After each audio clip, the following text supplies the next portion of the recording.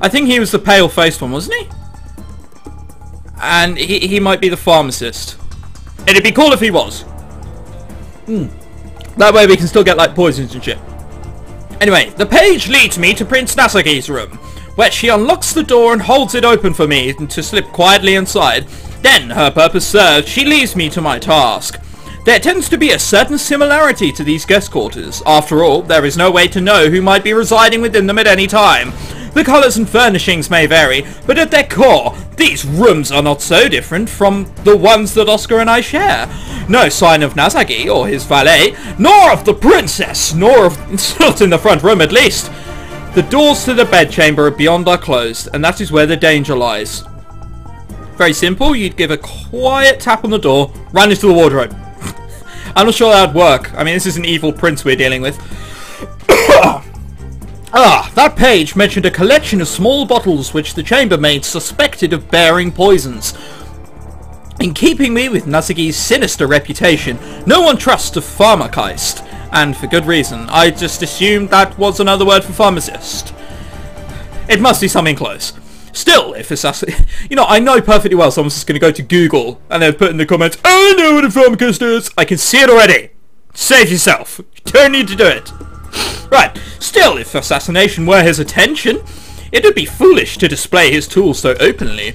And the princess was kidnapped by violence, as poor Oscar's heads can attest, not by potion. More likely than the bottles contain something else entirely. Perfumes, cosmetics, brandies, if he has a taste for them. Antidotes, if poisoning is a common fear in his own land. But no poisons? Yeah. Yeah, that's disappointing. The other possibility is darker than poison. Alchemy. Small surprise that the maids were afraid to meddle. I have seen travelling wonder workers, both the sort who amuse village children and the sort who entertain nobles. There are quite certainly men and women with the power to combine substances and make strange things happen. There are also charlatans, swindlers and dabblers. They sound like bastards, and those last tend to come to a sticky end. And the masters of the guard art guards, their secret's jealousy. Even if I find this rumoured collection, I have no way to identify its content. Better to leave that alone. I don't need to know Nazargy's vices. I need to find Cassidy! Oh, well... Okay then. No obvious clues out here.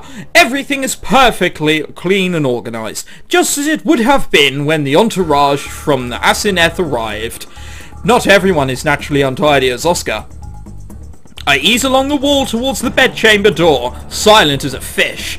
I can't hear anything. Maybe it's empty. I'll have to find out. No, what you do, you get a wine glass, and put it to your ear and then against the door. And then you will hear if anyone is there, any footsteps, anything at all. Or you might not actually find anything. And it would have been a waste of time. But until then... But before I can open the door, someone else does. Uh-oh! There's more dramatic music.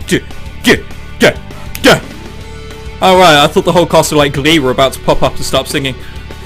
Oh! In an instant, those long, delicate fingers are digging into my shoulders, the painful pressure making my hands fall weak and numb at my sides. Who are you? Madeleine Valois, my lord. There's no sense in lying now. Even if he doesn't recognise me at the moment, he'll see me with Oscar later. I gambled and lost. I have to take this on the chest. You know what? He doesn't seem that pleased to meet me. You're the Welsh girl. Well, now you know. Know what? What is it worth for you to keep your silence? I can be generous to my friends. Believe me, you would rather be my friend than my enemy. This song is badass. Come on. Even if you don't like rock, this is kicking. What is he talking about? I haven't found anything to keep this secret yet. And the answer stares me in the face. The great and terrible Prince Nazargy is wearing spectacles like a dried up old monk. Oh, well, your epic music's lost. Oh. Well, I'm sad now.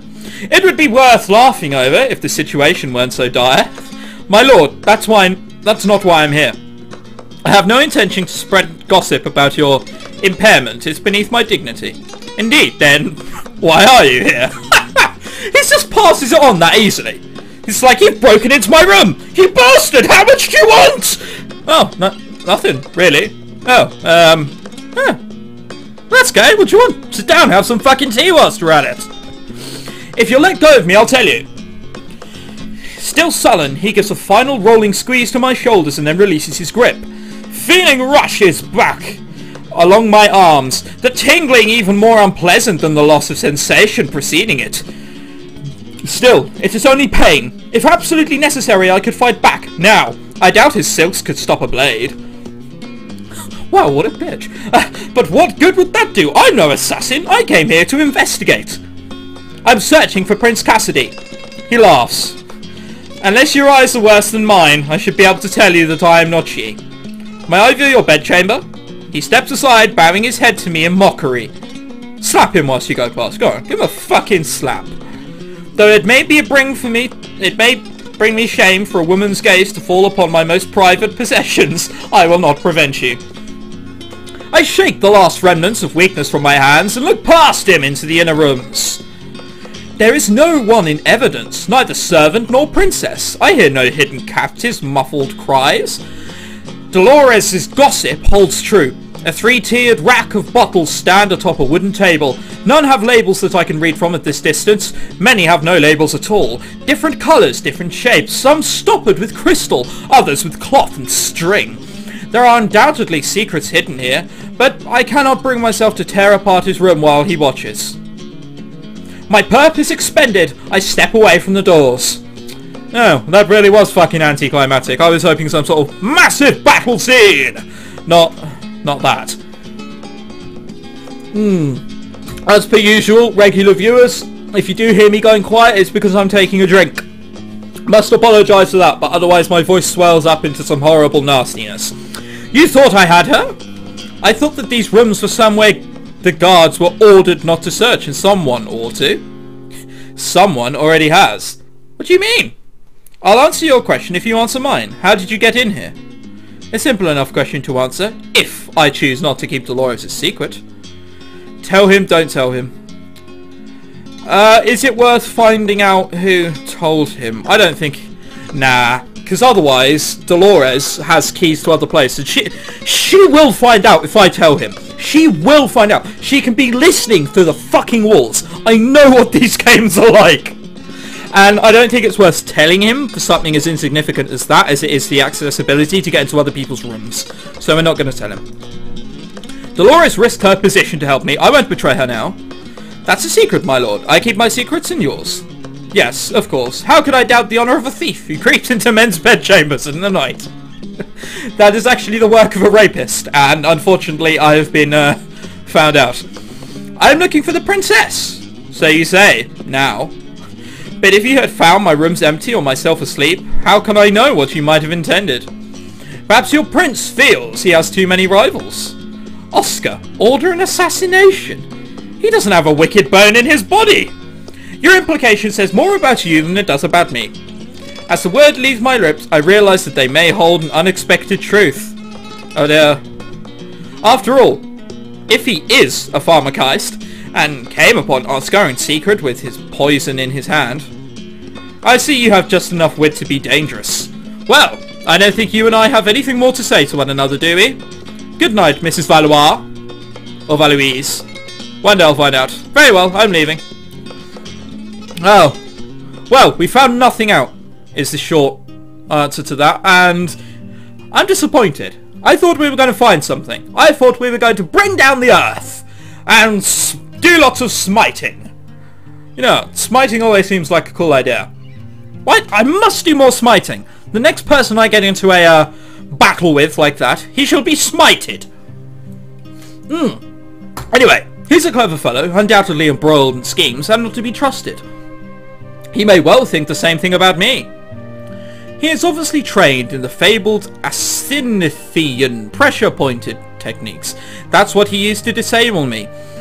If he had dropped Oscar in the gardens, he would not have needed to leave a bump on his head. Or is that what he wants us to think? If he were really hiding a kidnapped princess, surely he would have been more worried about that plan being uncovered than about someone seeing him in his spectacles. I just don't know. To be honest, I think if it was him, he's doing an awful job of keeping it under wraps.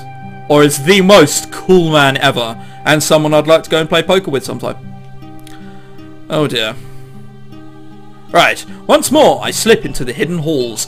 There is no sign of the page Dolores, nor any other observers. But this does not reassure me. I have been too long gone, and too little accomplished. I must return to Oscar. I wish I had more to tell him. He's done nothing wrong. I know he hasn't. An honest investigation cannot point back to him, because he is innocent. Logically, therefore, this mess should not come to roost over our heads. But that doesn't mean it won't. And it also doesn't actually rule out Oscar. I was watching an episode of Lewis, which is a detective series in England, and the whole time Lewis is like, no, it can't be her, I went to school with her, we're friends! And then it turned out to be her. I know, what a bitch. But I'm just not ruling out Oscar at this point. Right. It is my task to defend him in all ways, to guard him from danger, to save him from dishonour, and to present him in the best possible light. Rescuing a lost princess would make him a hero, one that any woman would want as a husband. What greater laurel could I earn for him? I can't give him what he wanted from me. This can be the only gift I offer. That, of course, is if I succeed. If I do not, if this scandal is pinned to his name, I will not fail him. I will find Cassidy. But first, I must speak to Oscar to tell him what little I have learned and see if it sparks any clue. Which basically means we are going to wrap up what has just happened and hope that it makes some vague sort of sense. There was again no one on guard in front of our rooms, so it was simple for me to unlock the door and slip back inside. Oscar was not on hand to greet me. He may be resting his sore head, which is worrying in itself. He was knocked unconscious earlier, however briefly. His injury may be worse than it appeared. Of course, he may have found some way to distract himself in my absence. I should call out quietly to give him warning of my approach. I think he's going to be fucking sleeping, isn't he? Be honest. Before I can speak, a figure barrels out of the bedroom, and it's not Oscar! Intruder! Smite him! Smite him! Oh fuck! At once, my dagger in my hands. I didn't even smite him that quickly. Come on, we don't want... No, I can't say that. No, that's a terrible sense of humour. Go on. Oh? The strange man attacks with a powerful overhead strike, a move generally useful only for splitting melons. Even caught off guard, I have more than enough time to brace and catch his stroke on my blades. The angle is not good enough to push him back more than a few steps, but by that point I can assume a better stance. He comes at me again, testing my reflexes. One move of this long sword towards my eye, and then circling down a slice at my feet. Both times easily brushed aside. Then from my middle, and this time I catch the blade again, twisting to hold his sword up, and away with the hilt of the dagger in my right hand, while I push in and slash at his hands with the one in arm left. He jerks back, clearly fearful of any injuring to his hands, and leaves himself open. I pursue, spinning as I move to hide my precise target. With one move I can drive his dagger backwards and up into his heart. But don't do that! Don't just kill him without asking who it is! But no, he ran further than I expected, and I only catch the air. I turn my head to find my target behind me and to the side, again making a wild overhead swing. Too late to turn, I dive for the floor and roll to come up facing the correct direction. His sword slices through empty air and into the floor, scarring the wood. He's overbalanced. Driving in my heels, I grab the plush edge of the embroidered rug beneath him and yank. My silence stumbles, falling back against the heavy marble fireplace while I climb to my feet.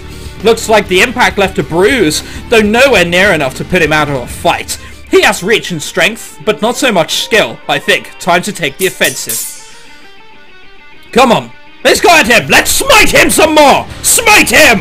I bare my teeth and snarl, then leap forward, tapping his sword at full speed with one first dagger, then the other, getting him used to his pounce and parrying. When the moment comes, I trap his sword between my blades and give it a wrench that would have sent it flying from the hand of an untrained man. This one retains his grip, but for the moment his weapon is neutralized. I force him against the wall too close for him to bring a sword to bear and look up into his eyes of the enemy. It is Prince Callum! Oh. Oh. Well, so much for fucking going for you. Bastard. Oh dear. I wonder why he dueled me. There's always got to be some explanation which is just going to make me go, meh. Okay then. Anyway, what are you doing here? Possibly Prince Cassidy came in to go and see Prince Nazargy as well. Anyway, my voice is rather destroyed after that, dear lord. By the blue sky, what do you think you're doing? Testing you. I could have killed you. He smirks at me and casually uses his sword from my control. I don't think so. You know what? You see what I mean? It's just one of those things, isn't it? A prince should have the best tutors and more skill in sword fighting than the clumsy attacks he demonstrated on me, that is true. Of course, he was one of many, a neglected old younger son, as he said. So this is Duke Ferrod's younger son. I think. I hope I'm right. See? Exactly. It's just like, oh no! After a massive battle you testing me? Okay, I'll deal with that. Oh dear. Why are you here? I require your aid. You want to get my help by breaking into my room and attacking me? I needed to be sure that you would not freeze in a crisis. I need a pair of hands I can rely on, not another burden. For what? He shrugs me aside and takes a few long strides away before turning back to answer over his shoulder. A task that calls for the sort of woman who climbs out of windows and slips locks, and who draws a blade at a moment's notice. Moments? We didn't even give a second, we just saw some bloke walking in my direction. It was just like, right, draw both daggers and attack! You want me to spy for you? And you think you can trust me for that? You don't know me, you must have servants of your own. I need someone with no connections. That means you, Valois of Wales. You are going to do exactly as I tell you, for two reasons. One, because I need help to rescue my sister, and two, he pulls open the inner door, revealing a factor that I should have considered earlier. Oh dear, Oscar. You look so young compared to him as well, you know that. Because if you don't, I'll slit your master's throat. Oscar! Oh. What a wanker.